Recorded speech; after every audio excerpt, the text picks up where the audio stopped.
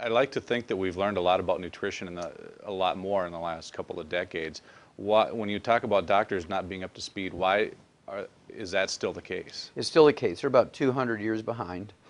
And for instance, we get people off the heart transplant list all the time. We get people off of dialysis all the time.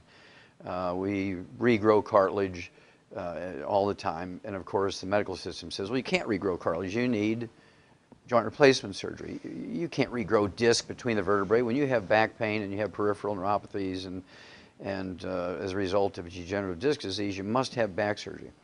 Well, that's not true. Just absolutely not true. We can regrow cartilage. It's very simple. You just give the body the raw materials. The body has stem cells in it.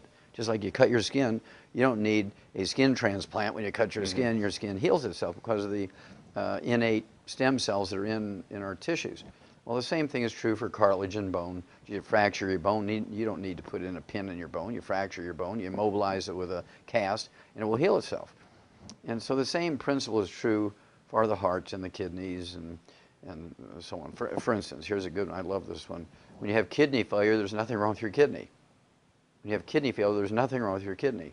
What happens is the little microscopic artery, which is called an afferent artery, that brings the dirty blood into the filtering unit, is plugged.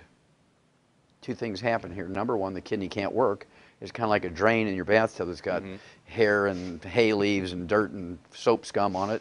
It's not going to drain. Do you replace the tub and all the plumbing? No. You take your hand and you scoop off the stuff covering the drain, it drains. Well, I said, well, why can't we do that here? And so we figured out how to open up those little afferent arteries, get the blood flow back to the filtering unit. It's called glomeruli. And of course, the kidney is a funny thing. Its whole purpose is to filter blood. And when it doesn't get enough blood, there's kind of a little signal that goes off. A little red flag goes up, and the kidney releases a hormone called renin. And renin's purpose is to raise your blood pressure to try and drive more blood into the kidney. Raise your blood pressure, right? So doctors give drugs, and they can't override that hormone. So well, it's genetic because drugs won't touch it. And so what we've learned how to do in the last 10 years is open up that little microscopic artery.